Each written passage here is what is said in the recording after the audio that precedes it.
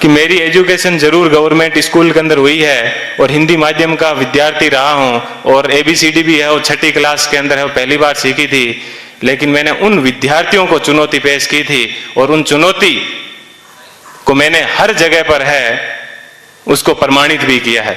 मैंने मेरे जीवन की जो सबसे पहले शुरुआत की थी वो पटवारी से की थी।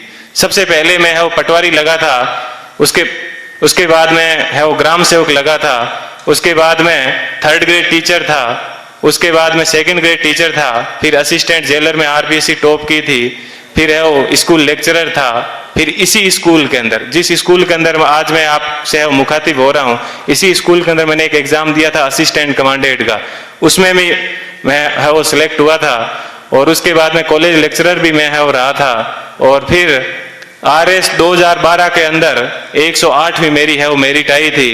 तो उसके मैं वर्तमान में है वो राजस्थान तहसीलदार सेवा के अंदर हूँ और वहां पर भी मैं एक आपको बात बताऊंगा।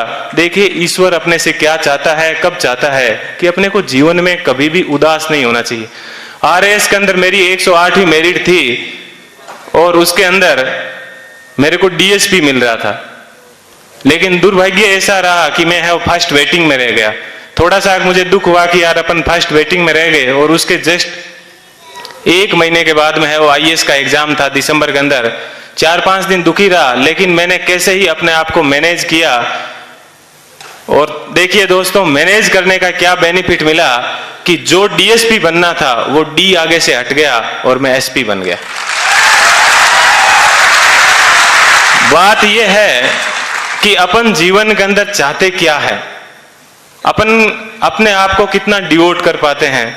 तो आज मुझे है वो IAS के अंदर 170वीं मेरिट है वो मिली और मैं जनरल कैटेगरी से है वो बिलोंग करता हूं, तो मुझे IPS मिला। मैं यहां पर रुका नहीं हूं, मैं वापस तैयारी कर रहा हूं और इस बार मुझे आशा है कि हिंदी माध्यम के अंदर IAS में किसी की अभी तक फर्स्ट मेरिट नहीं आई है और मेरी ये पूरी की तमन्ना है कि कम से कम मैं यहाँ उस स्थान तक है वो पहुंचूं। कि जीवन आपको सिर्फ कहा जाता है कि 84 लाख योनियों के बाद में एक बार आदमी को जीवन मिलता है, तो बहुत ही शानदार आप लोगों को है वो जीवन मिला है। इस जीवन को आप एंजॉय कीजिए, कभी भी घमंड मत कीजिए, चाहे आप जीवन में कुछ भी बन जाओ, हमेशा बेहतरीन रहिए। और आप लोगों से मैं वो आशा करता हूं कि अगले साल जब प्रोग्राम होगा तो आप सब लोग हैं वो यहाँ पर आने का मौका मिले। थोड़ी सी देर पहले मैं देख रहा था कि मालाएं कम पड़ रही थी, तो अगले साल इतनी संख्या माना कि सब मालाएं कम पड़ जाए, ठीक है, इतनी संख्या में यहाँ पर आना और तब इनको है और रियल खुशी होगी इस कोचिंग संस्थान को। पुनः मैं एक बार इस कोचिंग संस्थान को बहुत बहुत धन्यवाद देता हूँ। हमेशा दिमाग में एक बात ध्यान रखिएगा कि मुझे किसी मैगजीन के कवर पेज पे आना है। मुझे भी जीवन में उसी दिन खुशी हुई कि इस बार जब PD के ऊपर सब जगह पर मुझे कवर पेज के ऊपर है वो जगह मिली।